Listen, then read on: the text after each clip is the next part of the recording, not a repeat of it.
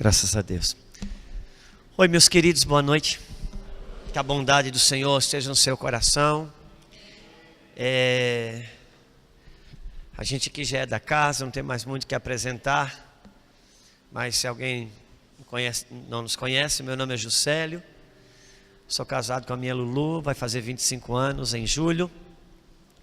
Temos duas filhotas, a Isabel com 18 anos, a Sara com 18 anos, a Isabel com 22 anos, faz 23 meses que vem. Estamos aqui com os nossos amigos, né? Essas casas, quem a gente ama. Da onde eu moro hoje, em Campinas, está comigo o pastor Jean, que hoje nos ajuda na base lá, foi morar conosco. O Luiz também está aqui, está vindo morar para Brasília. E os irmãos estavam falando conosco, os pastores. Ontem nós vivemos uma experiência de ministrar uma palavra de fé e foi uma atmosfera bem alta. Mas hoje, por mais que eu me esforcei no meu coração em responder para as expectativas dos meus amigos, mas no meu espírito está em responder, colaborar com o espírito da escola, que hoje é uma escola. E eu gostaria de, nesse período de tempo que temos, já é 9h10, me apoiar no que eu ouvi agora no final. Eu ouvi uma frase agora no final, e que eu nem sabia, eu nunca prestei atenção nisso, mas quando o diretor da escola disse: o slogan da plataforma de ensino Mevan, um lugar em Deus para impulsionar sua missão e seu destino. E é isso, eu gostaria que nós pudéssemos conversar um pouco sobre isso. Um lugar em Deus. Eu gostaria que você abrisse em Apocalipse.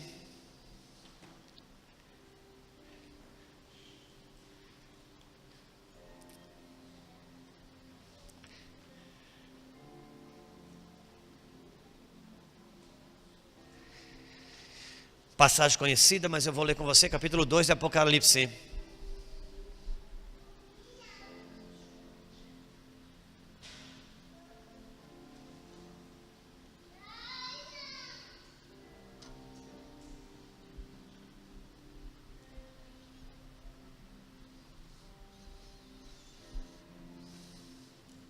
Diz assim, capítulo 2, versículo 5. Lembra-te de onde caísses, arrepende-te e volta à prática das primeiras obras.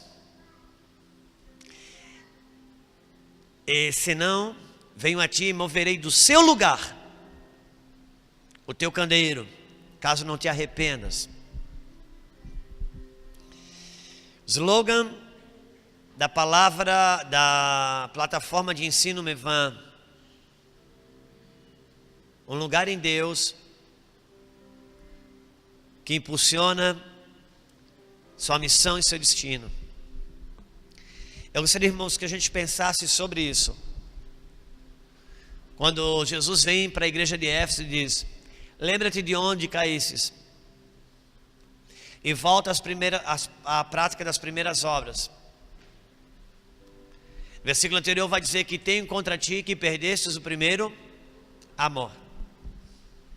Eu gostaria que pensássemos sobre isso. Eu gostaria de deixar um fundamento hoje aqui sobre o lugar. A palavra lugar ficasse no seu coração, porque não está dizendo lembra-te do que fizestes. Lembra do que deixastes de fazer, mas lembra-te de onde caístes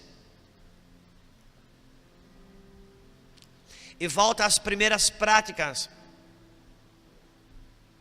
Não dá para sair dali e voltar às primeiras práticas.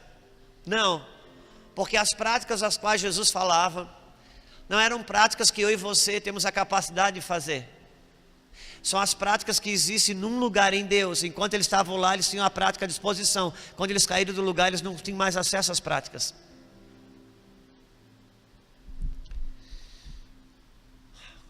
Quando Deus vai atrás de Adão, Deus diz: Adão, aonde você está?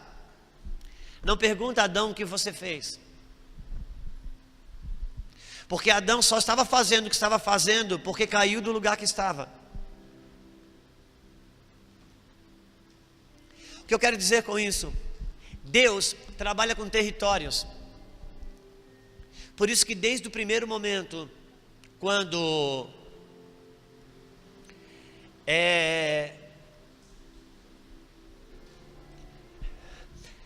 Deus faz o homem e a mulher, o que Deus dá para o homem e a mulher? Um território. Ele dá um lugar, um ambiente espiritual para eles viverem. E nós sabemos ali que havia um casamento maravilhoso, perfeito, osso dos meus ossos, carne da minha carne. Era um relacionamento maravilhoso. De repente eles perdem esse lugar, eles caem nesse lugar, e o relacionamento deles fica totalmente diferente. E que ele diz: ó Deus, esta mulher que tu me destes, essa prova que o Senhor vai me arrumar, essa encrenca, essa confusão na minha vida. Aquele dia havia o mesmo casamento, o mesmo marido, a mesma esposa, mas não havia o mesmo relacionamento. Por quê?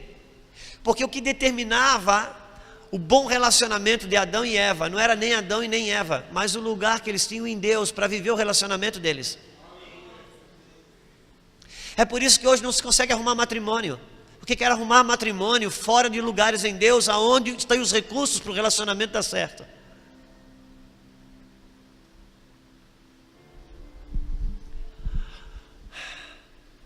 Ageu, capítulo 2, versículo 9. Se o irmão puder botar lá, por favor. Eu gostaria que esse fundamento pudesse entrar nos nossos corações, porque ele é significativo. Ageu diz assim: a glória desta última casa será maior do que a primeira, diz o Senhor dos Exércitos. E nesse lugar darei paz, diz o Senhor dos Exércitos. Pode desligar, mano. Pode baixar. Em outras traduções é muito conhecida que a glória da segunda casa será maior que a primeira. Eu gostaria, irmãos, eu não quero pregar, eu quero ensinar. Mas eu gostaria que você tivesse isso em mente. Por que a glória da segunda casa será maior do que a primeira? Por que a glória desta última casa será maior que a primeira? É preciso entender a salvação, o plano da salvação, e o que aconteceu com você quando você nasceu de novo. O que é o novo nascimento? Se eu não tenho uma revelação da realidade do novo nascimento, eu não consigo crescer, eu não consigo progredir nessa nova natureza que eu recebi. Por isso que é novo nascimento. Nicodemos, necessário vos é nascer de novo. É um nascimento espiritual. O que acontece com todo mundo que nasce? Vai construir uma vida, vai crescer. Qual é o seu nome? O Júnior. Não adianta nascer de novo e querer construir uma vida em cima do Júnior velho. Existe uma nova natureza aqui. Deus transformou esse corpo em uma nova casa, um novo lugar, onde ele veio morar, onde ele veio habitar. Ele trouxe uma nova natureza aqui, e agora é preciso construir em cima dessa nova natureza. Por isso que a glória da segunda casa será maior que a primeira. Vamos entender isso. Por todo o plano, desde o primeiro instante, você vai ver que Deus, ele rejeita o primeiro, e ele constrói, ele recebe, ele aceita o segundo, ele abençoa o segundo. Quando Deus chama Abraão, Abraão tem 2 filhos. O primeiro filho chama-se Ismael, o segundo filho se chama Isaque. E Deus diz: libera Isaque. Isaac não, libera Ismael. Ismael é filho da escrava. O filho da escrava não vai conviver com o filho da aliança. Por quê? Porque a bênção está sobre Isaac. O Isaac, ele tem também 2 filhos, e desta feita são gêmeos. Raquel está grávida de gêmeos. Ela não sabe que está grávida de gêmeos. Obrigado, Rebeca, eu sabia que eu estava errando. Rebeca estava grávida de gêmeos. Começa um barulho no seu ventre e ela não fica espantada com aquilo. Ela vai orar a Deus, o que é isso? Então ela bate uma oração celestial. Deus diz o quê? Há duas naturezas aí, há gêmeos, há dois meninos. Ele libera uma palavra, Deus libera uma palavra e diz: o mais velho vai servir ao mais moço. Como que o mais velho vai servir ao mais moço? Se Rebeca tinha uma revelação clara do direito de primogenitura, e quem nascia primeiro tinha o direito de primogenitura. Se um pai tivesse 5 filhos, na hora de repartir a herança, repartia 4 partes, melhor. Se ele tivesse 5 filhos, na hora de repartir a herança, repartia em 6 partes. Por quê? Porque o primogênito ficava com 2 partes. Ok. Então, nós sabemos que depois o Isaú, que nasceu primeiro, vendeu o seu direito de primogenitura. O direito de primogenitura, o que é? É o direito que todo homem, toda mulher que nasce de novo tem quem? No primogênito, que é Jesus Cristo. Por isso que ele ganha 2 partes, porque ele tem uma vida que ele entregou na cruz e uma vida que ele deu para mim.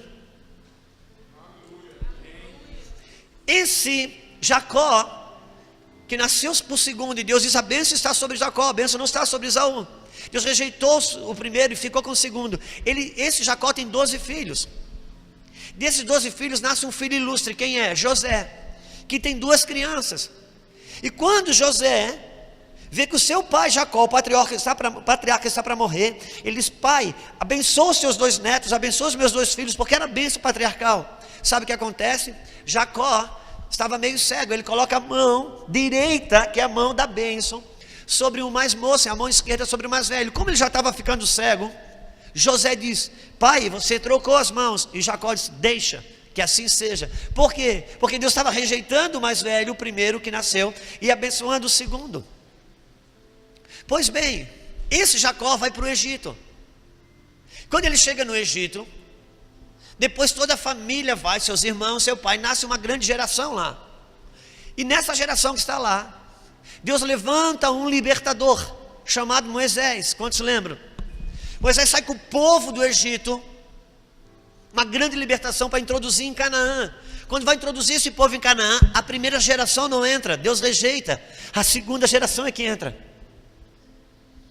E quando eles entram em Canaã, esse mesmo Moisés, antes de entrar, Deus dá uma legislação para ele. Ele sobe no monte, Deus escreve as pedras, as leis nas pedras, as tábuas das leis. Quantos lembram? Todos lembram? Ele desce com as tábuas da lei. O que ele vê? O povo fazendo o bezerro de ouro. Quando ele vê o povo adorando o bezerro de ouro, o que eles fazem com as pedras das leis? Ele quebra. Aí ele reconstrói uma segunda. Por quê? Porque Deus estava rejeitando a primeira e abençoando a segunda. Amém.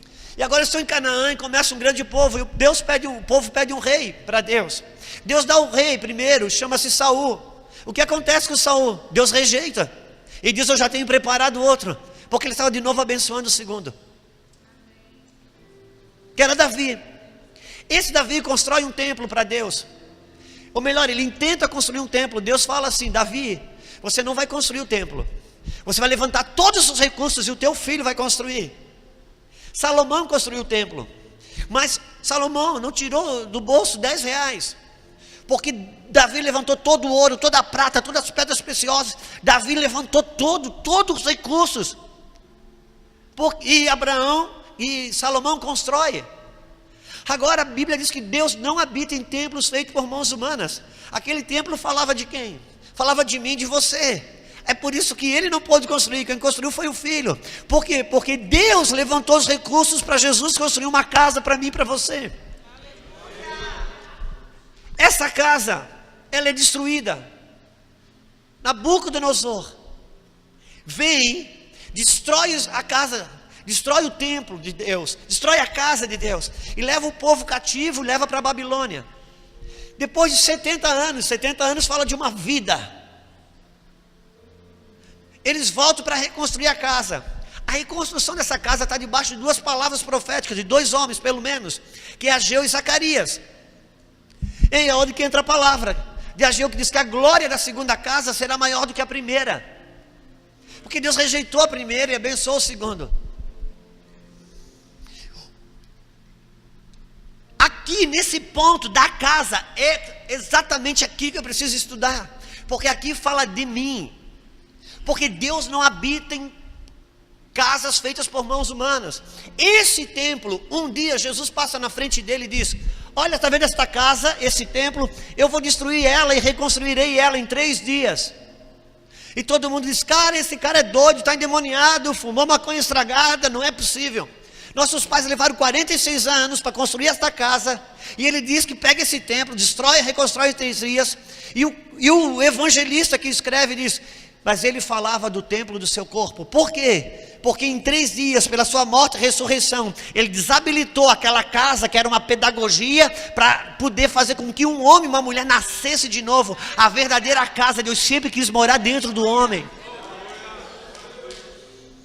Acontece que Deus sempre rejeitou o primeiro, e a primeira casa foi em ruína. Por quê? Porque a primeira casa, irmãos, fala de mim, de você em Adão. E a segunda casa fala do quê? Fala de quando eu e você, nós nascemos de novo. A natureza de Cristo veio viver em mim, e agora ele começa uma reconstrução sobre essa casa caída em Adão. Mas agora ela está debaixo de uma palavra, que a glória dessa segunda casa será maior do que a primeira, que é Cristo em vós, esperança da glória. Isso não é uma pregação, isso não é uma aplicação, isso é a minha realidade e a tua realidade.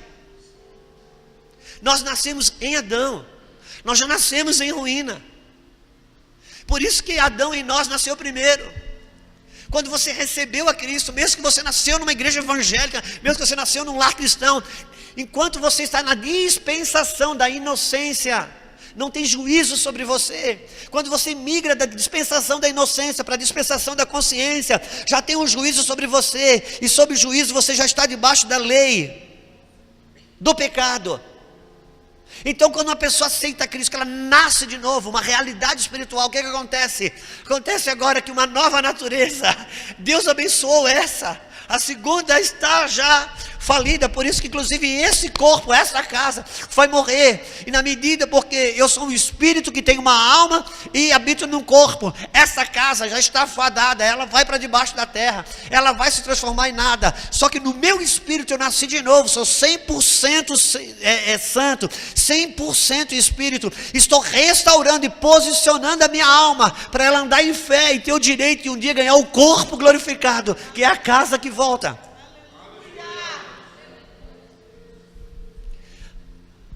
A glória da segunda casa. Nós nascemos em Adão. Quando você nasce, você não inicia uma vida. Quando você nasce, você inicia uma morte. Você nasceu, você iniciou uma morte, suas células começam a morrer. Tudo em você já começa. Cada ano de aniversário que eu comemoro, eu estou comemorando a proximidade da minha morte. Por isso que no Evangelho de Jesus Cristo, sabe viver quem sabe morrer. Viver bem é morrer bem. Por isso que ele disse: se você quiser salvar a sua vida, perca. Saiba perder essa vida. Ela já está falida. Ela só tem 70 anos para viver. Morra ela bem morrida para ter a vida eterna. Não seja estúpido, não queira salvar essa vida de 70 anos e perder a eterna. Perca essa e tenha a eterna.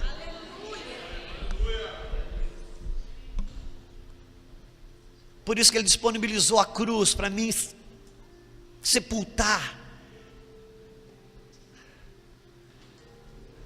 Então ele fala: arrepende-te.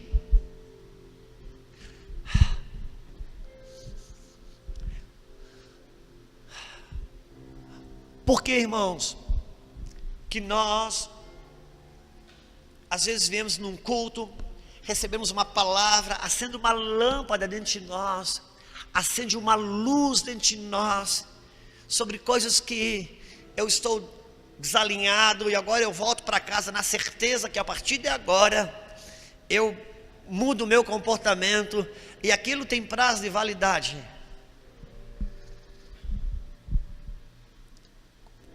Porque arrepende-te. Porque quando eu tenho uma luz acesa da parte de Deus, que uma construção na minha vida está errada, eu preciso construir algo novo em cima daquele comportamento, daquela atitude errada. Eu preciso de uma nova base. Eu preciso de um novo fundamento. E esse fundamento chama-se arrependimento. Se eu não tenho um arrependimento, eu não consigo construir um novo. Então a mulher vai no culto de mulheres e ela tem uma lâmpada, uma luz que acende pela palavra, pelo Espírito, porque ministra. Que se o marido dela não está devidamente correspondendo para com o Evangelho, se ela calar, ela vai ganhar o marido sem palavra. Ela entendeu aquilo, e ela volta para casa agora com uma decisão de ficar calada, e consegue, até o marido fazer a primeira besteira grave.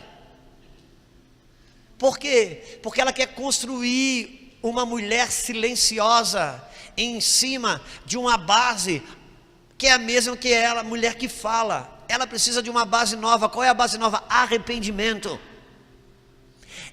O arrependimento é a base para a minha nova construção. Só que eu preciso entender uma coisa: arrependimento não existe em mim. Eu não tenho arrependimento em mim. Lembra-te de onde caísses e arrepende-te, porque arrependimento só existe num lugar em Deus, só existe num lugar nele. Eu tenho que pegar a luz que acendeu, e eu tenho que ir para casa, entrar no meu quarto e achar nele o arrependimento, que é a nova base para me construir isso. Quantos se lembram de Rebeca? Irmãos, nós estamos falando com alunos de Yad Shará, amém?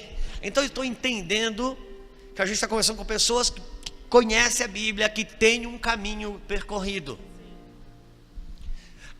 Rebeca é na Bíblia a maior simbologia da igreja. Por quê? Porque Isaac é na Bíblia a maior simbologia do Cristo. Por isso que Isaac, Deus manda Abraão sacrificar Isaac. Quantos se lembram disso? Por que Abraão é chamado o pai da fé? Você acha, irmãos, que o pai da fé pode ser um homem? Quando Deus diz que Abraão é o pai da fé, é porque Abraão representou a Deus. Quando Deus disse: Abraão, mata o seu filho, Deus estava dizendo: Abraão, mata o seu filho, porque você vai me representar, porque eu vou matar o meu filho. Então você sacrificar o meu filho, você está me representando, porque Deus matou a Jesus Cristo pela fé. E Ele está dizendo: Abraão, faça isso.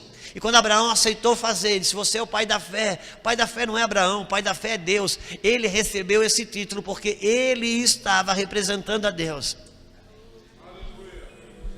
E por isso que Isaac é a simbologia de Cristo no Antigo Testamento, uma das mais fortes. E Rebeca é uma simbologia da igreja. Por isso que tem um cenário que Abraão, o pai, no papel de Deus, ele manda o seu moço ir num lugar longe buscar uma esposa para casar com o seu filho. Exatamente isso que Deus fez. Mandou o Espírito Santo na terra preparar uma esposa para casar com seu filho, a igreja. Só que Rebeca estava grávida de duas naturezas. A primeira, que vende o direito de primogenitura por causa de um prato de comida. Por que o homem morreu e caiu no jardim do Éden? Por causa da comida. Então você tem dentro de você uma natureza que nasceu com você desde o primeiro dia, que rejeita as promessas de Deus por causa das necessidades dos seus apetites, mas você também tem uma nova natureza em que Deus estabeleceu a promessa, e você tem uma palavra sobre essa nova natureza. Qual que é? Que o mais velho vai servir ao mais moço. Ou seja, eu tenho uma palavra que, apesar de que a minha carne, a minha natureza adâmica grita por coisas que me roubam de Deus, mas eu tenho uma palavra que ela vai servir ao mais moço, que é o Cristo que chegou depois. Por isso que Jesus, quando foi para entrar em Jerusalém, ele disse: me dá uma jumenta que nunca foi montada. Irmão, seja sincero comigo. Se você tivesse que desfilar no meio de uma multidão, em cima de um burro, de uma jumenta, você iria buscar uma jumenta que nunca foi montada? Claro que não. Você ia contratar uma eguinha do Hotel Fazenda. E quando Jesus chama uma jumenta que nunca foi montada, imagina a expectativa dos discípulos, a hora que ele montar em cima desse burrico. Ele vai levar um pinote, vai saltar lá na frente, nós vamos morrer de vergonha aqui. Jesus senta em cima daquela jumenta que nunca foi montada e diz: Jerusalém, jumenta, a jumenta. Por quê? Porque a jumenta fala da minha natureza adâmica, que quando está debaixo da nova natureza que é Cristo,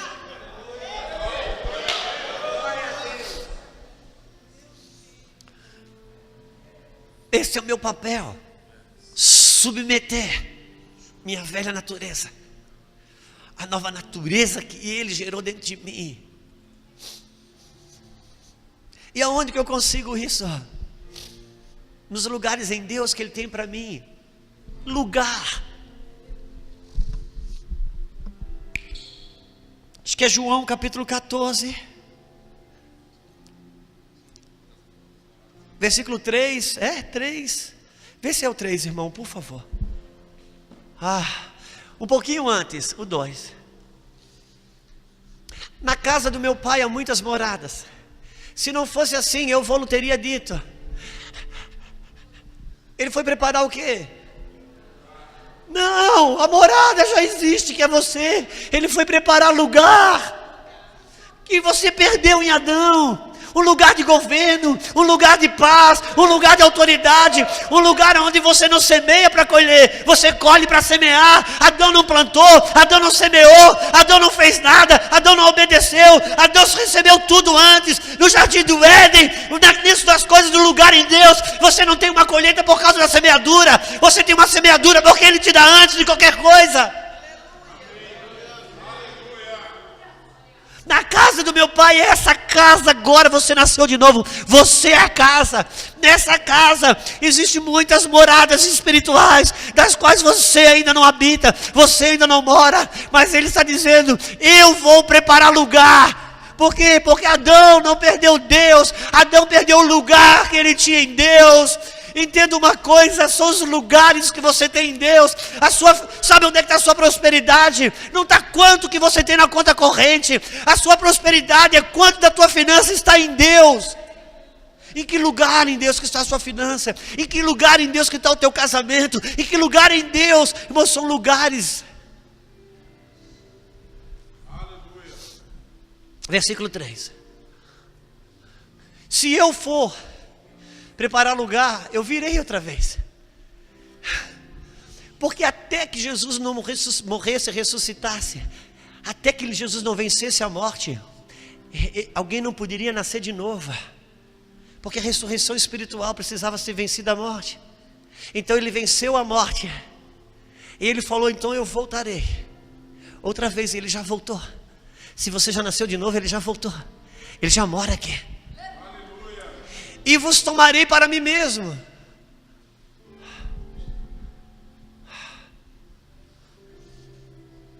Para que aonde eu...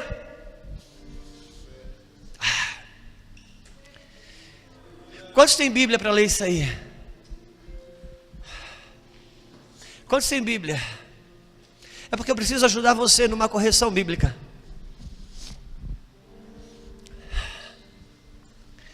É terrível quando os tradutores querem ajudar Deus.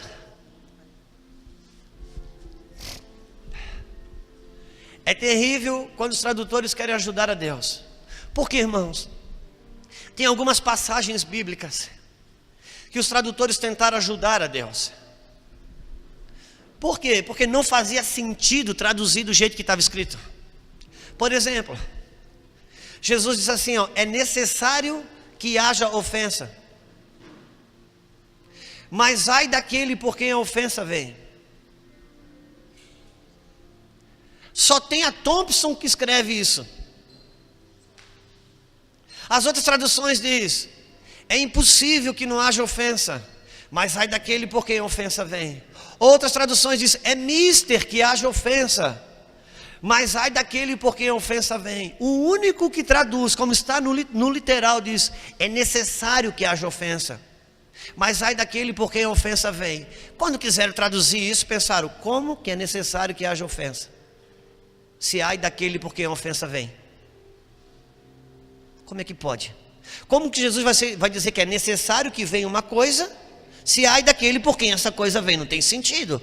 Então eu disse, não, vamos, então deve ser, Jesus devia estar querendo dizer, é impossível que não haja ofensa. Não, irmãos. Eles perguntam para Jesus, quem é o maior no reino de Deus?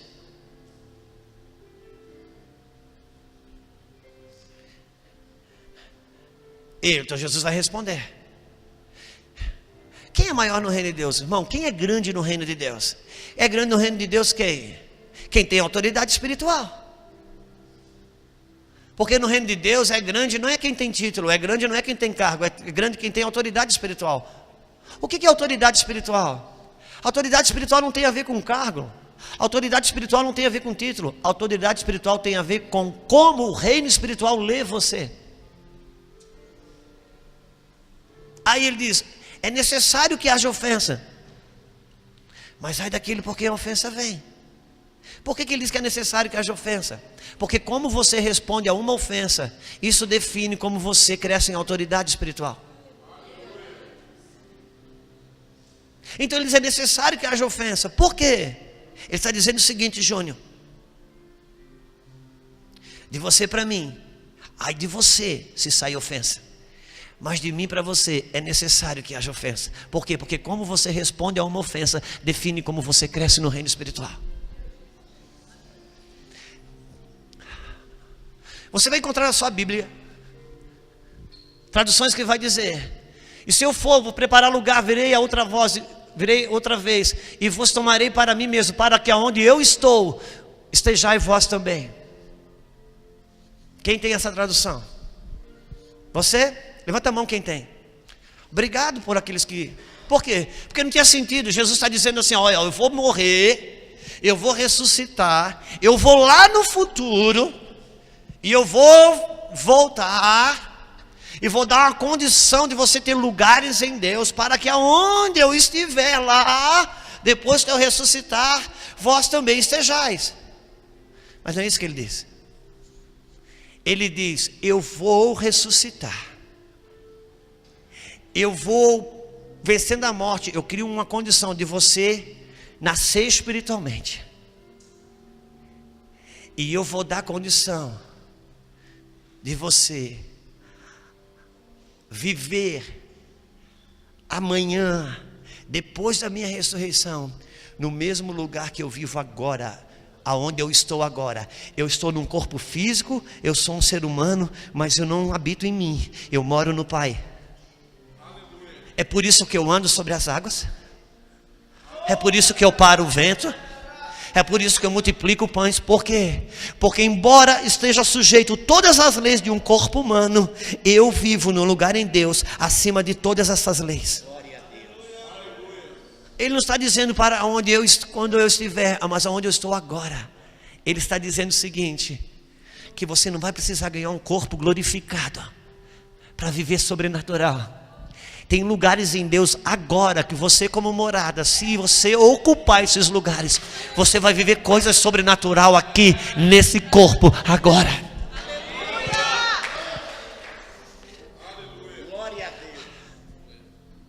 Eu admiro o meu pastor, o apóstolo Luiz Hermínio.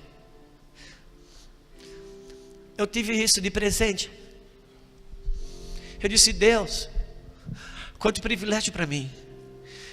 Porque Eu já li uns 2, 3 livros de pessoas que eu penso, meu Deus, como ela foi no tempo dela.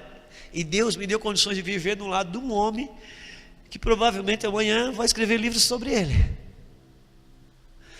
Eu disse, Senhor, o Senhor deu coisas para ele. Os sentimentos que tens aqui, Deus deu coisa para ele que não deu para mim. Ele disse, meu filho, não funciona assim. Deixa eu te explicar. Tudo que está disponível para ele, está disponível para você. A diferença entre você e ele é que ele já entrou em algumas moradas no Espírito que você ainda não entrou. Mas se você se voltar para mim, eu vou te levar para ocupar esses lugares. Porque são moradas no Espírito. A casa é você. Na casa do meu pai há muita. A casa do meu pai há muita morada. Só a morada já existe. O que falta é a gente ocupar esses lugares.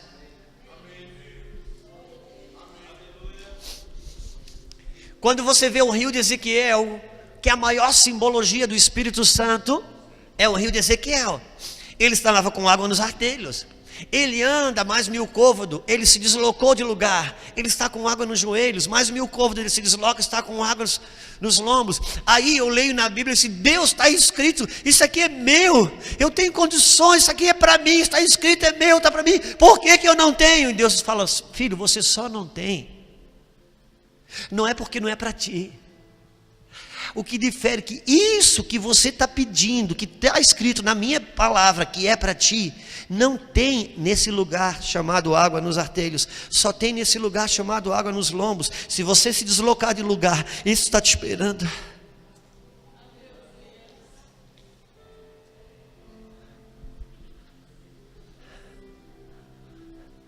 Lugares em Deus. Por isso que quando Deus, ele chama Abraão, o que ele diz? Ele desloca Abraão de um lugar. Quando ele vai no povo no Egito, ele diz, eu vou tirar desse lugar e vou te levar para outro lugar. Quando o povo está em Jerusalém, na terra prometida, no lugar que Deus prometeu, o que acontece? Ele se desviou tanto de Deus, que para Deus preservar a semente de Abraão, Deus teve que arrancar eles de dentro da Canaã, da terra prometida, e leva eles para onde? Para a Babilônia, para o cativeiro. Por quê? Está escrito em Apocalipse. Em Apocalipse você vai ver esses 3 lugares. São 3 lugares-chave na Bíblia: Egito, Canaã e Babilônia. Egito fala de um homem sem Deus, da mulher sem Deus, em estado de morte, sobre o governo da morte do principado chamado Faraó, Satanás. Canaã fala do homem, da mulher de Deus, no lugar dele. Babilônia fala do homem e da mulher de Deus, fora do lugar da promessa. Babilônia é diferente do Egito. E como que eu saio da Babilônia para voltar para a terra? Na medida que eu reconstruo essa casa caída, que tem uma palavra que diz que a glória dela é muito maior do que aquela que caiu.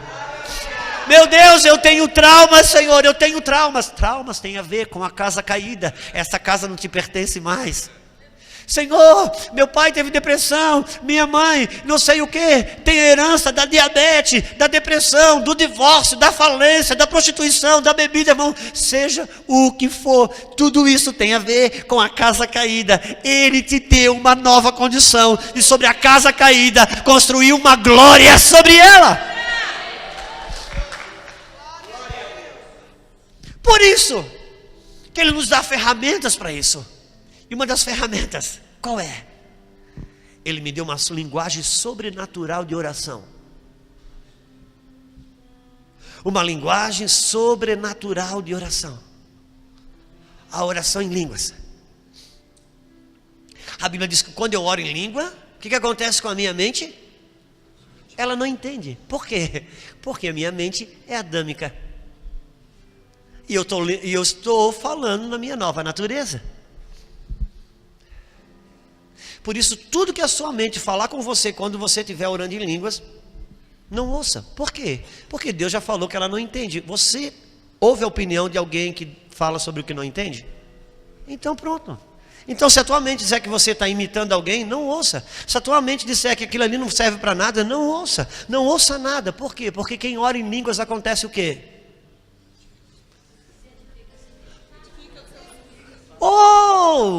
Quem ora em línguas edifica-se a si mesmo. O que é edificar? Construir. Edificar vem de edifício. Por isso que quem ora em línguas, pouquinho, é um edifício de um andar. Mas quem ora bastante, escolhe a altura que vai ter. Aleluia! E quanto mais você aumenta o seu edifício, mas você vê o que os outros não veem, porque o que decide o que você vê é o lugar que você está. E Deus só trabalha com o que você vê, Deus não trabalha com o que você não vê. Por isso que ele disse para o profeta: o que você está vendo? E o profeta disse: eu vejo tal coisa. Ah, viste bem, podemos conversar a respeito, porque eu só converso com você com aquilo que você vê. Se você não está vendo, eu não posso falar a respeito. Ah, Deus, mas eu não estou vendo bem, como eu faço? Muda de lugar, porque o que decide o que você vê é o lugar que você está.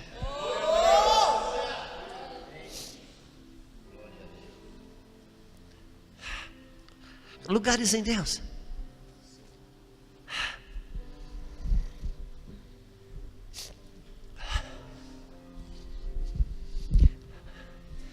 Esaú vem do direito de primogenitura.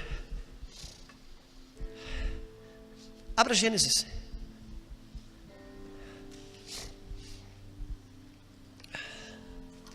Estamos ensinando, irmãos.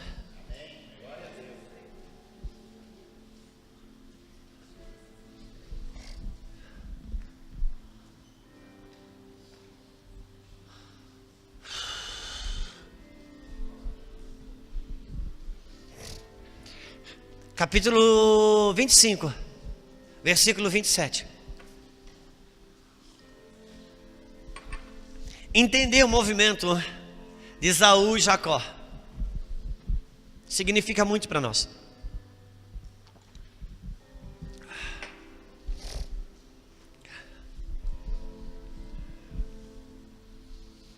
Cresceram os meninos, Esaú tornou-se perito, caçador, homem do campo, mas Jacó, homem sossegado que habitava em tendas. Isaac amava Esaú porque comia da sua caça, mas Rebeca amava Jacó. Jacó havia feito um guisado quando Esaú chegou do campo muito cansado. E disse Esaú a Jacó: deixa-me, peço, de comer desse guisado vermelho, porque estou muito cansado. Por isso se chamou. Quem é Edom? É a mesma palavra para Adão. Por que Adão se chama Adão? Porque ele foi feito do barro. Por isso Adão na Bíblia quer dizer vermelho. Que cor que era o guisado? Ele comeu o guisado vermelho. Ele deixou de ser Esaú, que tinha o direito de primogenitura, e voltou para Adão. Quando você se move rejeitando o direito de primogenitura, você cai do Cristo que é em você, na nova natureza, para Adão. Você perde os lugares da promessa. Malaquias capítulo 1. Estamos ensinando, irmãos. Eu estou me segurando para não pregar. Malaquias capítulo 1.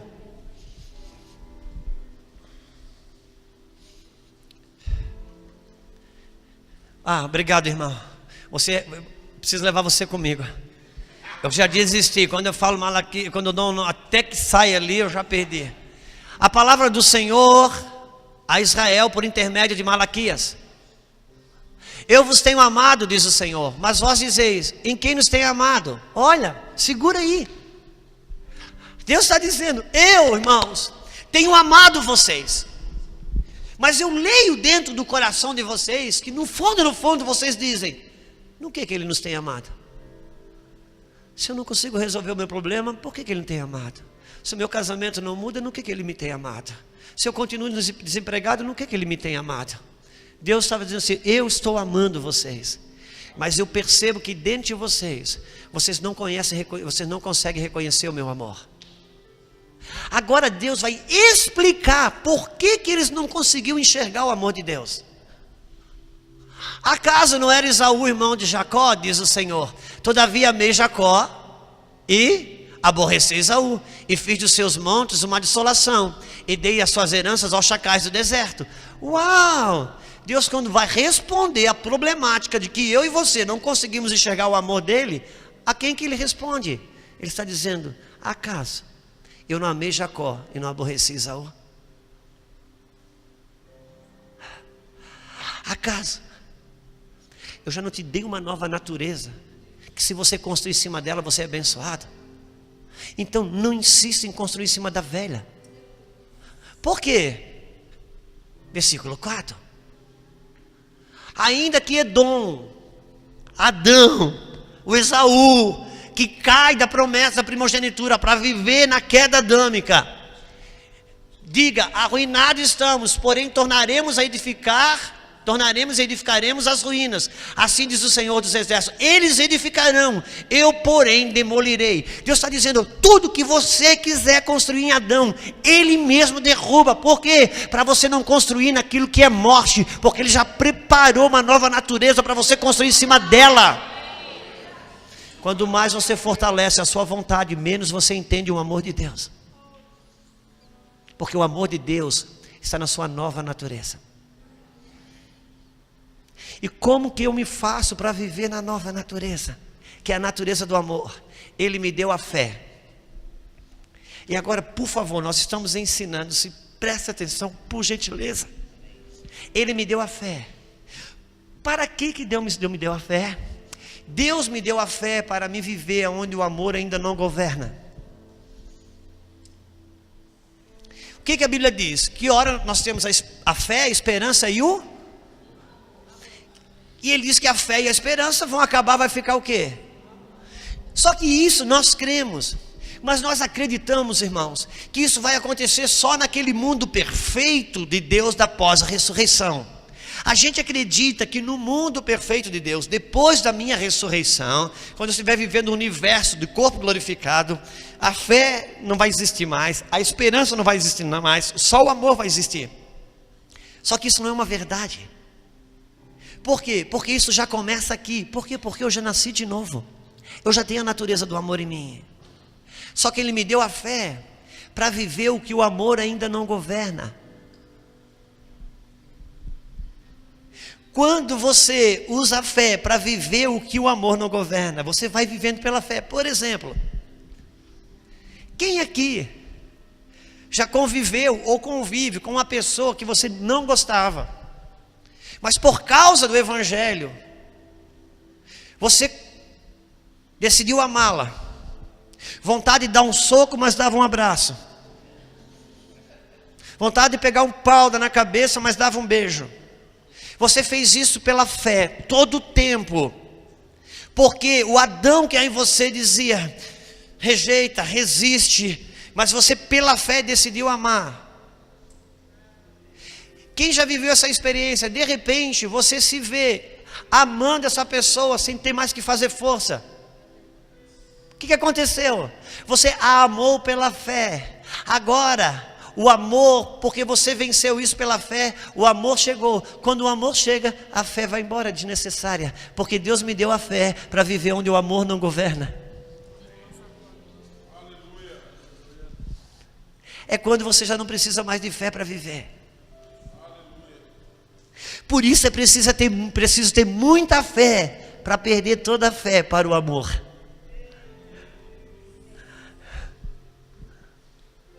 Só que o amor, irmãos, é a natureza de Deus. É quando eu vou crescendo nela. Quando Deus quer crescer uma medida de amor em você, Ele exige de você uma medida de fé. Quem aqui já viveu a experiência de achar que uma situação na sua vida com alguém, vamos pensar assim, já estava totalmente resolvida, que você já tinha perdoado, que aquilo não mexia mais com você, e de repente você vive uma outra experiência de um cenário um pouco parecido, que dispara um gatilho dentro de você, que você reage de forma negativa, você reage de forma que você mesmo fica estranho, você mesmo se espanta, e você pensa dentro de você: eu achei que eu já tinha resolvido isso dentro de mim, eu achei que eu já tinha perdoado, mas hoje estou vendo que não, Quem já viveu essa experiência? E quem achou que não, que nesse dia disse assim, eu acho que eu não perdoei na verdade. Se você pensou assim, você pensou errado. É que perdoar, a escolha de perdoar é um ato. Perdoar é um processo. Você perdoou sim. Numa medida que você perdoou, o amor veio. Só que ele veio numa medida. Quando ele quis aumentar uma medida dentro de você, naquela realidade, o que aconteceu? Ele criou um cenário que tocasse acima do que, além do que você já tinha conquistado. E você pensa, poxa, eu acho que eu nunca perdoei, eu acho que isso não está resolvido. Não, meu filho, está numa medida, mas como eu quero aumentar a sua medida de amor, eu criei um cenário exigindo de você um pouco mais de fé. Avança com mais fé, que o mais amor você terá. Quando Davi derrubou o gigante, ele venceu um nível, uma medida sobre o gigante. Quando Davi arrancou a cabeça do gigante, ele venceu uma outra medida de autoridade sobre aquele gigante. Num outro nível, sobre o mesmo gigante.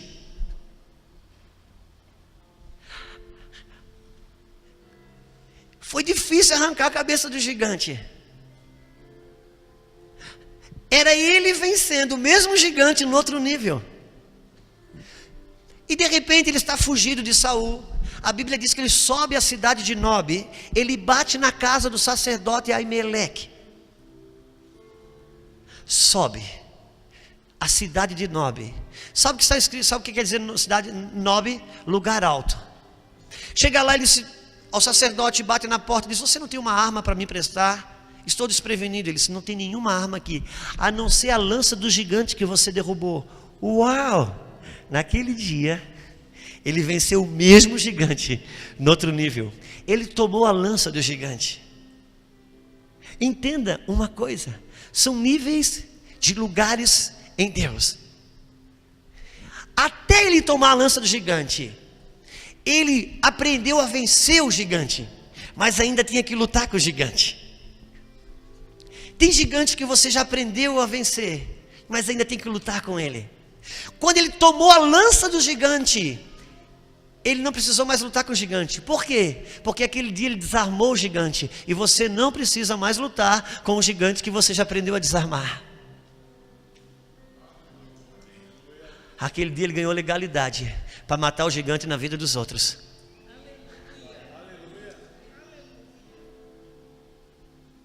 Filipe pregou o evangelho em Samaria. Um mágico se converteu. Um mágico nasceu de novo.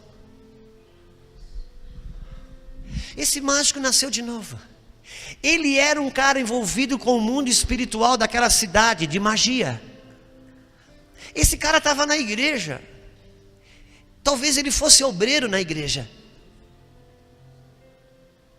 Filipe era um evangelista. De repente chega o apóstolo Pedro. E o apóstolo Pedro faz milagres ali. E aquele mágico vem: uau, cara, quanto é que você quer para dar esse poder para mim? Pedro olhou para eles: cara, por causa disso você vai ficar cego agora. Ele fica cego, pede pelo amor de Deus, ora por mim. Aquele dia, o apóstolo Pedro desligou ele do principado daquela cidade. No nível que Filipe estava, Filipe pôde salvar ele, mas não pôde libertar. Pedro, quando chegou, com autoridade, despedaçou o principado da cidade e pôde libertar aquele homem. Glória a Deus. O lugar que você está define o que você vê.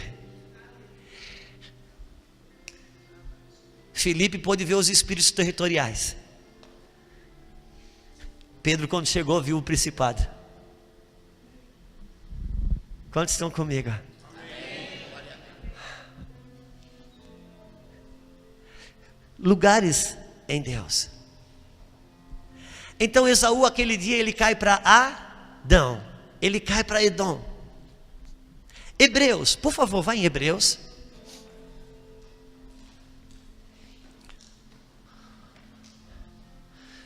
Eu espero que você esteja sendo edificado, irmão. Hebreus.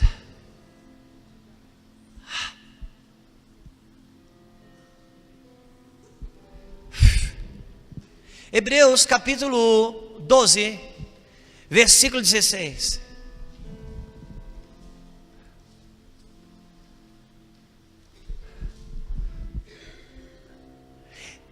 Está aqui, irmão, obrigado. A ninguém seja devasso ou profano como Esaú, que por uma simples refeição vendeu o direito de primogenitura.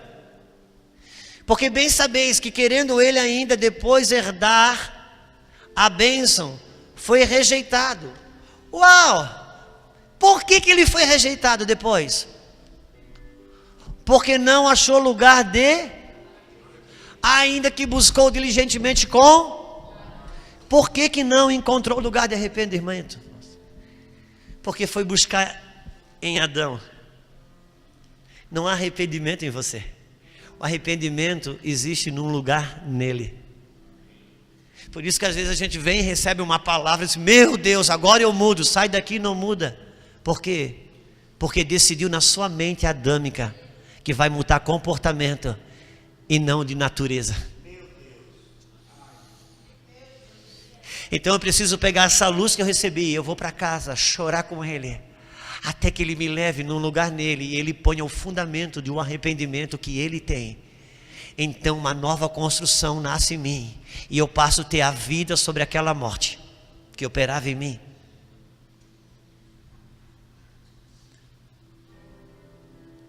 Porque nenhum arrependimento tem em mim, o arrependimento tem nele. Eu nasci caído em Adão. Agora deixa eu escandalizar você. O perdão que Deus me dá não é para me perdoar.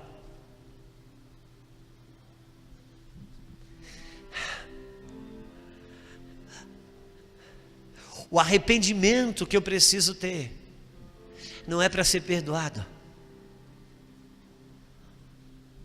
Você não precisa se arrepender para ser perdoado. Ele te salvou antes de você se arrepender, irmãos. Por quê? Porque o Cordeiro já foi imolado antes da fundação do mundo. Quem é pai e mãe, levanta a mão, por favor, me ajuda. Seu filho está perdoado antes de errar, sim ou não? Não vai fugir da vara, não vai fugir da privação, não vai fugir da disciplina, mas perdão nunca vai estar em xeque, porque ele está perdoado antes de errar. Talvez você se ache mais do que Deus.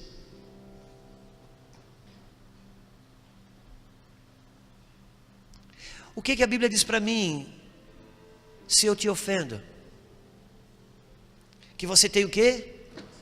Que me perdoar. Isso se eu me arrepender. É isso que a Bíblia diz? Ou não depende do meu arrependimento? Quer dizer que Deus manda você me perdoar mesmo que eu não me arrependa que te ofendi? E se ele vai pedir para você uma coisa que ele não dá, será que ele acha que então ele vai se converter ao teu amor porque você está num lugar mais alto? Tá, afinal de contas, então por que eu preciso me arrepender? O perdão de Jesus não veio só me perdoar, o perdão de Jesus veio me reposicionar da onde Adão caiu. Por isso que tem muita gente, inclusive perdoado, que vai para o inferno, porque não se reposiciona no céu. O arrependimento é o fundamento que me reposiciona. Isso não tem em mim, isso só existe nele. São os lugares nele.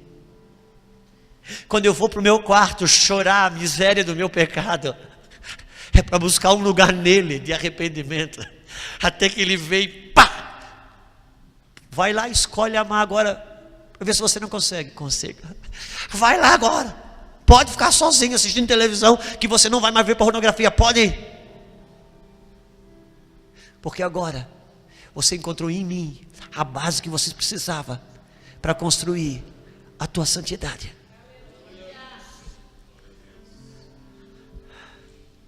Por isso que eu não posso viver de culto em culto ou de palavra que eu ouça. O Yaz Xará, ele acende uma lâmpada e agora eu vou para casa. nele. Esaú não encontrou lugar de arrependimento, porque ele procurou, ele caiu em Adão. Em Adão não tem arrependimento.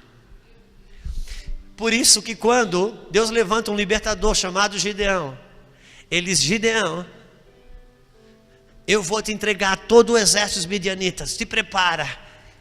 E ele diz: tá bom, Deus, me dá a estratégia de guerra. Ele disse: a estratégia de guerra não é para frente, meu filho, a estratégia de guerra é para trás. Volta na casa do teu pai, derruba o altar de Baal que está lá, constrói um altar para mim, sacrifica o boi, a saber, o segundo boi. Ô irmão, dá licença.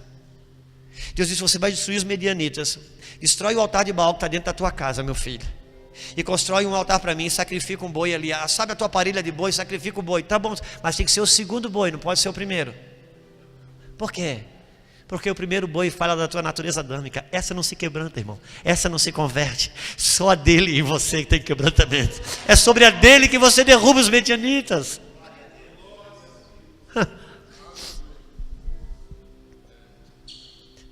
Primeiro boi não sacrifica. Você pode colocar um terno, uma gravata e ensinar o primeiro boi da glória a Deus, aleluia, sangue de Jesus tem poder, está amarrado. Tudo isso você pode treiná-lo, mas ele nunca terá uma vida da vida. Efésios, carta aos Efésios. Agora eu preciso de você lá, meu irmão. Eu vou ter que olhar aqui porque eu não estava programado nisso. Então eu vou precisar me lembrar um pouquinho das coisas aqui. Isso. Abre, Pai, em nome de Jesus, Senhor. Efésios. Bendito, Efésios 1:3, irmão, pode botar lá. Bendito, olha lá, gente, olha para cá, não olha para a sua Bíblia não. Bendito seja o Deus Pai do nosso Senhor Jesus Cristo, o qual nos abençoou com todas as bênçãos espirituais. Aonde? Ah, meu Deus, nas regiões celestiais. Capítulo 1, versículo 20. Que operou em Cristo, ressuscitando dentre os mortos e o fazendo sentar à sua direita onde? Que é a mesma palavra para as regiões celestiais. Capítulo 2, versículo 6. Escuta aqui, irmãos. Deus me abençoou com todas as bênçãos espirituais. Todas no hebraico, como é que é mesmo, pastor? A todas. E ele, por que ele me abençoou com todas as bênçãos nas regiões celestiais? Ele ressuscitou a Cristo e botou Cristo assentado aonde? Uau, e agora o que aconteceu comigo? Nos ressuscitou juntamente com ele e nos fez assentar aonde? No mesmo lugar que o Cristo ressuscitado está. É ali que o meu espírito está. Uau. Agora importa dizer o seguinte, capítulo 6.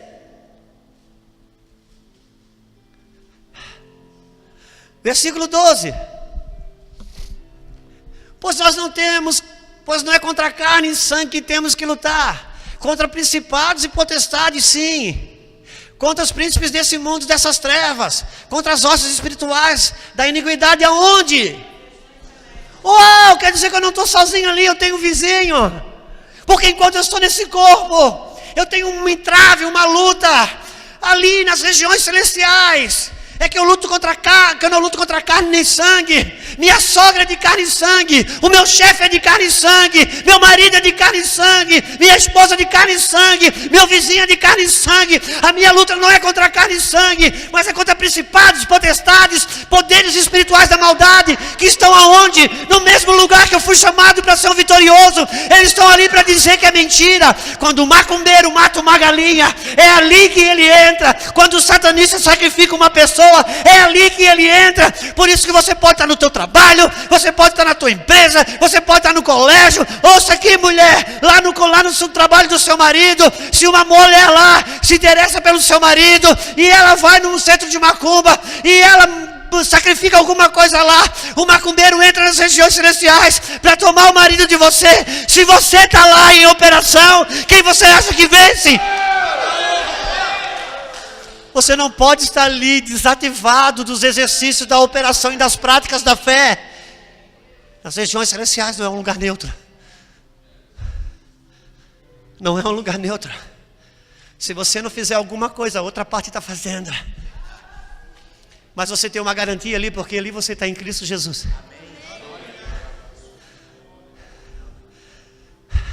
As regiões celestiais é uma faixa de Gaza.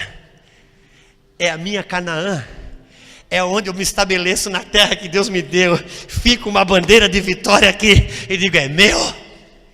E não será só meu, por quê? Abraão, anda por essa terra. Aonde você pisar a planta dos seus pés, eu darei a tua descendência. Cada vez que você entra nas regiões celestiais e você guerreia contra uma iniquidade geracional, você guerreia contra uma maldição espiritual e você vence pela fé, resiste tudo que tem resistir, fica uma bandeira de vitória. Amanhã, quando o seu filho passar ali, não vai precisar lutar, porque aquele terreno já foi conquistado.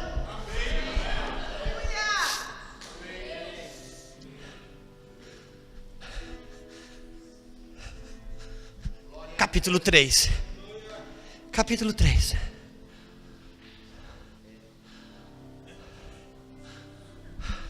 Capítulo 2, eu acho. Capítulo 2, versículo 10. Pois somos feituras dele. Porque somos feituras sua, de Deus. Criados em quem? Criados em quem? Assim como você foi criado em Adão e caiu, você foi recriado em Cristo, que ressuscitou no seu espírito. Para quê? Para quê? As quais Deus antes preparou para quê? Você não foi chamado para praticar boas obras. Você foi chamado para andar nas boas obras que Ele já preparou. Lá naquele lugar elas já estão prontas. Você só precisa andar nela. Você não tem que fazer.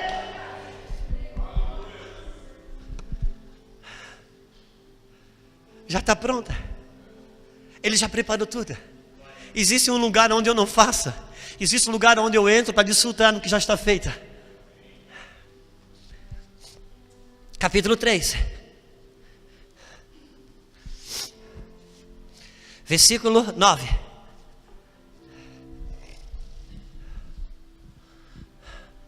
E manifestar qual seja a dispensação do mistério desde os séculos oculto em Deus, que criou todas as coisas. Para que, versículo 10, olha aqui, irmãos. Para que agora seja manifesto por meio do quê? Por meio de quem? Aos principados e potestades das regiões celestiais. Irmãos, deixa eu te falar uma coisa. Não adianta ir para frente do palácio do governo fazer manifestações contra ou a favor do que quer que seja. Ele quer nos apresentar nas regiões celestiais para principados e dizer que se você vence ali, aqui é um extrato.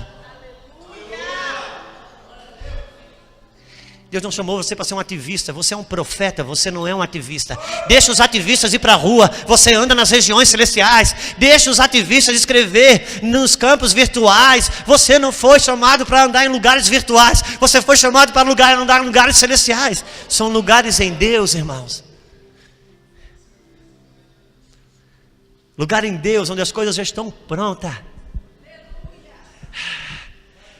Jesus ele não veio fazer nada para mim. Jesus veio me dar um acesso. As coisas já estão prontas na internet já. O que você precisa? De um Wi-Fi. Se tem um acesso, ela está disponível. Se você não tem um acesso, ainda que você sabe que tem tudo lá, por que você não acessa? Estou sem internet. Jesus é um acesso. Ele veio nos preparar lugar. Tudo bem, agora por favor, para encerrar, vamos voltar para Apocalipse.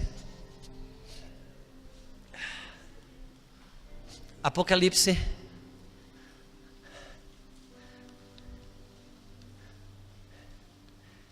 Capítulo 3, não sei, mais ou menos era isso. 2.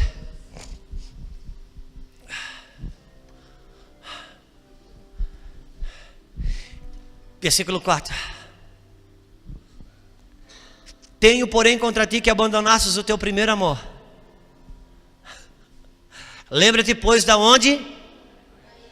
Não tem como você voltar a praticar o primeiro amor. Não lembra do que você fez, lembra de onde que você caiu. Agora, irmãos, volta a praticar as primeiras obras. Agora sim, se você achar o lugar que você tinha de volta, você pode praticar as primeiras obras, porque elas já estão prontas lá. Agora, por favor, volte para o capítulo 1. Coloca lá para nós, irmãos. Capítulo 2, versículo 1, perdão. Capítulo 2, versículo 1. Ao anjo da igreja, aonde? Aonde? Por que ele escreveu para Éfeso? Não lemos em Efésios tudo que lemos até agora? Porque aquela igreja sabia o que eram lugares celestiais. Quando ele falou, lembra de onde caístes? Ela estava sabendo o que ele queria dizer. Porque ela foi ensinada sobre isso. Por isso não escreveu para as outras igrejas. Nenhuma igreja teve revelação de lugares celestiais como Éfeso teve. Por isso ele disse, Éfeso, lembra de onde você caiu. São lugares em Deus.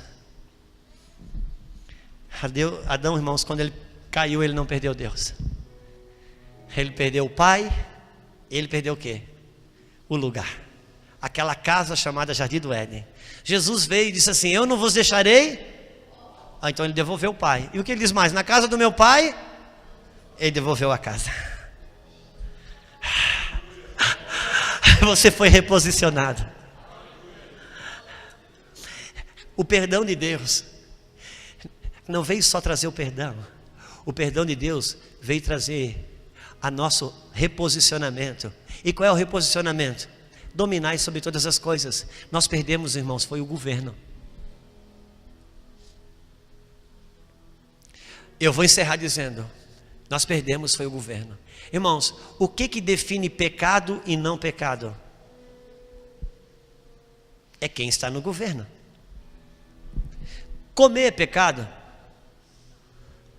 Não. Ok. Parabéns, a resposta é essa mesmo. Mas vamos esticar um pouquinho essa resposta. Comer não é pecado? Depende. Porque se você manda num prato de comida, comer não é pecado. Mas se ele manda em você, comer é pecado. Porque pecado e não pecado não é o que você faz ou deixa de fazer, mas quem está no governo.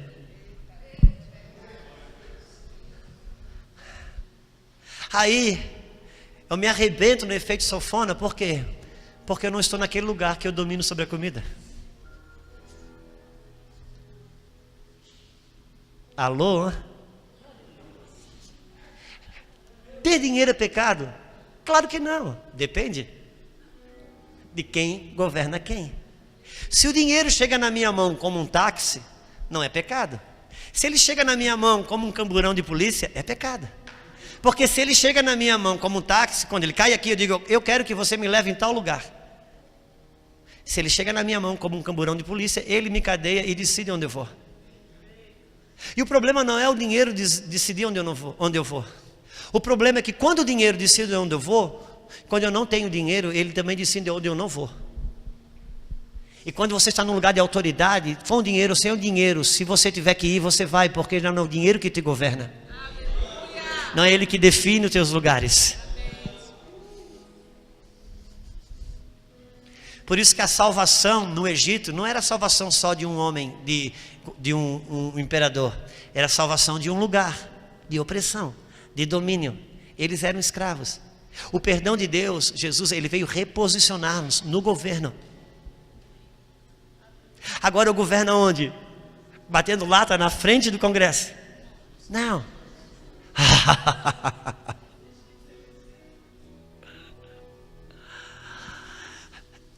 E esse governo, ele vai se traduzindo aonde? Aqui dentro. Tudo que eu governo aqui dentro, eu administro do lado de fora. Tudo que eu não governo aqui dentro, eu não administro do lado de fora. Por isso que ele quer, o trabalho dele, a operação dele é aqui, me dando lugares de autoridade aqui. Ele quer que eu cresça, é aqui dentro. Senão ele vai ter que estar toda a vida arrumando as coisas do lado de fora para me aliviar aqui dentro. Mas se eu sou maior por dentro que por lado de fora, eu é que determino as coisas. Tem algum empresário aqui? Tem? Quem é empresária? Você é uma empresária? Se você como empresária aqui dentro não for maior do que a sua empresa do lado de fora, você trabalha de empregada para ela mesmo sendo dona. Porque você trabalha de empregado para tudo aquilo que você não administra. Porque não tem governo. O que Deus quer nos dar é o governo. Moradas no Espírito, onde nós vamos crescendo em governo. Jesus estava dormindo no barco, veio uma grande tempestade. Ele foi acordado. De repente, ele manda a tempestade ficar quieta. Por que a tempestade ficou quieta? Porque a paz que ele tinha aqui dentro era maior do que a turbulência que estava do lado de fora. Então ele pôde acalmar a turbulência. Já os discípulos não. A turbulência do lado de fora era maior do que a paz que estava aqui dentro. E isso aqui não está em mim, mas em lugares nele. Por isso que quando o pastor Davi diz que a plataforma de ensino, Evan Academy, um lugar em Deus que te impulsiona a conhecer sua missão e seu destino. O que Deus quer nos devolver é o governo. Para quê?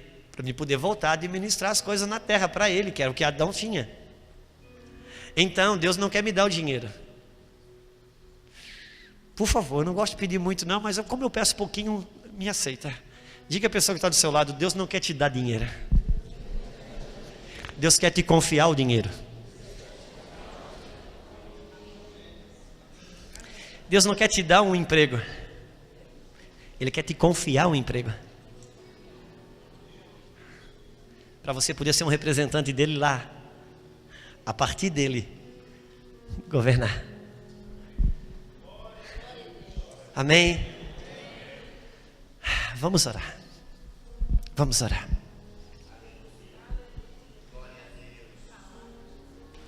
Vamos orar. Você é uma casa espiritual.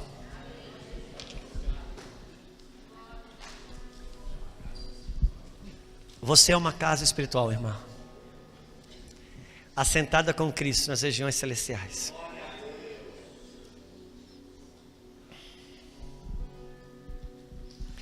Transformai-vos pela renovação da vossa mente. Ai, que horas temos? Irmão, ajuda lá, Romanos 12. Capítulo 12 de Romanos, versículo 1 e 2 é muito conhecido. Eu vou ler o 1 e 2. Ele é conhecido, mas ele tem uma proposta. A proposta do Romanos 1 e 2 é o 3. 1. Rogo-vos, pois, irmãos, pela compaixão de Deus, que apresenteis os vossos corpos como um sacrifício vivo, santo e agradável a Deus, que é o vosso culto racional. E não vos conformeis com esse mundo, mas transformai-vos. Para tudo aí.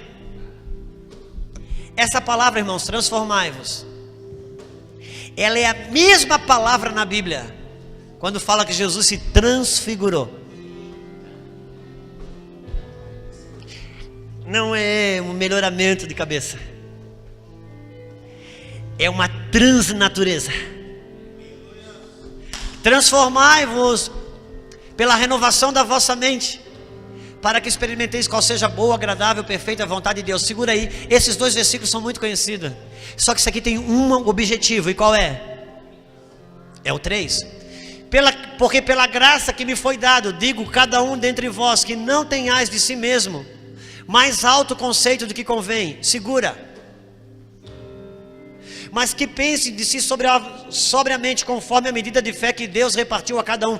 Não pense de si mesmo além do que convém pensar. Entenda uma coisa, irmãos, o versículo 1 e 2 em Romanos, ele tem uma proposta. Qual? Revelar para mim a medida que eu já alcancei, o lugar que eu já ocupo e tenho autoridade. O que me faz sofrer e desgastar é quando eu quero me mover fora da medida que eu já conquistei. Dentro da sua medida você não se cansa para as coisas com Deus. Dentro da sua medida você não se machuca. Dentro da sua medida você não expulsa o demônio. Dentro da sua medida, quando você chega, o demônio vai embora. Não ande fora do lugar já conquistado. Cresça em fé e amplie os seus lugares de autoridade e governo nas regiões celestiais. Não construa nada em cima da natureza adâmica. Nada dentro do seu pensamento humano. O que eu penso, o que eu acho, irmãos, não significa nada.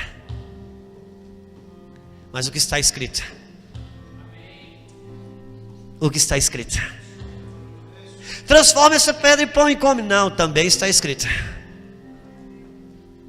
Está escrito. Pai, nós te damos graças em nosso coração. Nos revela, Senhor. Não buscamos informações, buscamos transfiguração. Oh meu Deus, o que é isso? Buscamos transfiguração. Ai, a figura da imagem daquele que nos recriou. Ah, Cristo em nós, Senhor. O Senhor em nós, esperança da glória. Ah, Deus, ativa-nos, Senhor, nesses lugares em Ti. Encoraja-nos a andar nesses lugares que o Senhor já tem preparado para agora através da igreja. Pai, nós clamamos essa noite pelo Teu Espírito, ampliando, revelando, estruturando dentro de nós esta palavra. Senhor, nos dá fé para nos construir em cima da Tua salvação em nós, da nova criação, desse lugar que já está pronto, desse lugar que já está pronto, esse lugar onde a cura já existe, nesse lugar, meu Deus, aonde a graça está plena, nesse lugar de suficiência, Deus. Ah, meu Deus, nos ajuda. Ah, nos ajuda, Senhor. Meu Deus, volta lá, irmão, por favor. Ai, Joel.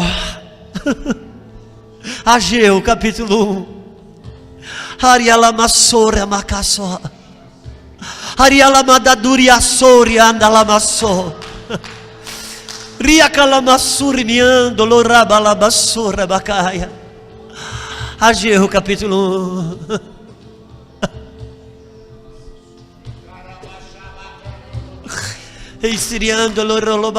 Ageu capítulo 1, versículo 5.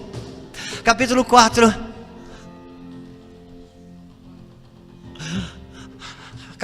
Versículo 2. Capítulo 1, versículo 2. Eu vou ler tudo de uma vez. Assim fala o Senhor dos Exércitos.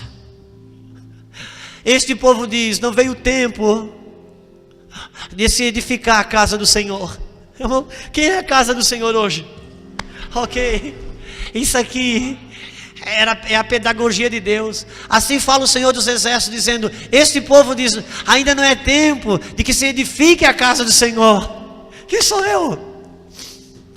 Veio, pois, a palavra do Senhor por intermédio do profeta Ageu, dizendo: a casa é tempo de habitares nas casas forradas, enquanto esta casa está desolada. Irmãos, entenda, Deus levou o povo lá de volta para reconstruir a casa do Senhor. Chegaram lá, eles ajeitaram um pouquinho, fizeram os primeiros fundamentos. De repente eles começaram a olhar e viu que um abandonou a casa para fazer a casa dele, o outro abandonou a casa do Senhor para construir a casa dele, e todo mundo, daqui a pouco, estava cada um fazendo a sua própria casa, e largaram a casa do Senhor. Aí o Senhor diz: assim diz o Senhor, considerai os vossos caminhos. Tendes semeado muito e colhido pouco. Comeis, mas não vos fartais. Bebeis, mas não vos saciais. Vestivos, mas ninguém se aquece. E o que recebe salário, recebe para manter num saco furado. Segura aí. Irmãos, entenda uma coisa, essa era a condição do povo. Irmãos, tem falta de alguma coisa aí? Falta alguma coisa? Não. Eles tinham tudo, só não tinha suficiência. Eles tinham roupa, mas não suficientemente para não se vestir, não se aquecia. Ele tinha água, mas não matava a sede. Tinha comida, mas não matava a fome. Tinha dinheiro, mas não resolvia os problemas financeiros. O problema não era falta. Tinha tudo, mas uma insuficiência estava instalada. Irmãos, hoje não falta nada, tem tudo, mas a depressão aumenta, a síndrome de pânico aumenta. Meu Deus, o que acontece? Versículo 7. Assim diz o Senhor dos Exércitos: considerai os vossos caminhos. Subi ao monte, trazei madeira, edificai a casa. a casa do Senhor, e dela me deleitarei e serei glorificado, diz o Senhor dos exércitos. Esperasse muito, mas eis que veio a ser pouco, e esse pouco, quando trouxesse para casa, eu dissipei como um assopro. Por quê? Por que causa, diz o Senhor dos exércitos? Por causa da minha casa que está em ruínas, enquanto correis cada um de vós para a sua própria casa. Irmãos, não falta nada hoje, mas há uma insuficiência, uma insatisfação. Por quê? Porque fizemos tudo para as nossas próprias vontades, enquanto que a suficiência vem quando eu trabalho para construir a casa dele em mim.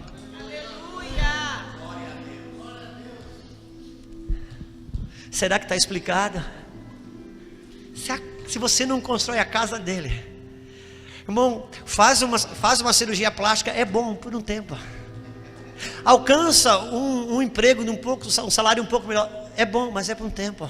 Está cansado, estressado, passa 10 dias de férias, ai que bom, volta, irmão, dura 2 dias, o estresse volta, tudo volta. Por quê? Porque é tudo construído para a sua própria casa adâmica. Constrói na casa dele, porque ainda que falte recursos, a suficiência vai estar. Aleluia! Você é uma casa espiritual. Como que será chamada a minha casa? A minha casa será chamada o quê?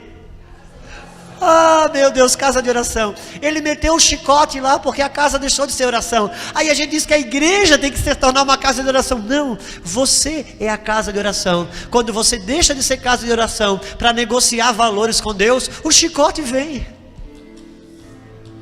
Não adianta botar culpa na igreja. Você é a casa. Você é a casa, somos a casa. Vamos voltar a edificar a casa do Senhor.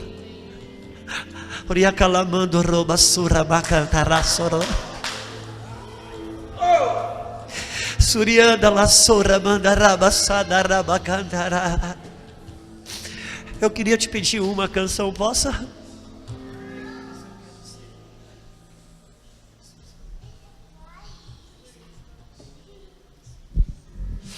Bom, nós vamos cantar essa canção como uma oração para encerrar a noite, pode ser? Eu quero, irmãos, declarar, eu quero que você vá para casa, eu quero que você perca o sono. Eu quero que essa palavra entre no nosso coração, no nosso espírito.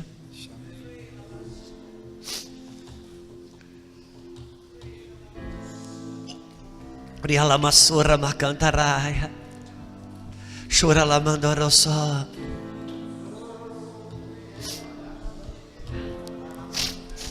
Eu quero ser o lugar, sim, onde você gosta de estar. Eu quero ser tua casa favorita. Quero ser o teu altar. Eu quero ser. Sim, Deus! Eu quero ser o lugar onde você gosta de estar. Eu quero ser tua casa favorita. Quero ser o teu altar. Eu quero ser o lugar. Você é a casa de Deus, onde você gosta de estar. Eu quero ser tua casa favorita. Quero ser o teu altar.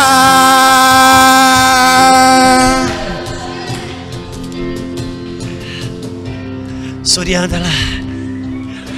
Agora a letra vai faltar ou nós temos? É difícil, fica tranquila. Oferta e sacrifícios não quisestes, um corpo me preparasses. Cheire a calabaço. Entenda uma coisa, irmãos. Na primeira aliança, Deus levou o povo no monte. E lá no monte, Deus veio fazer o pacto. E Deus veio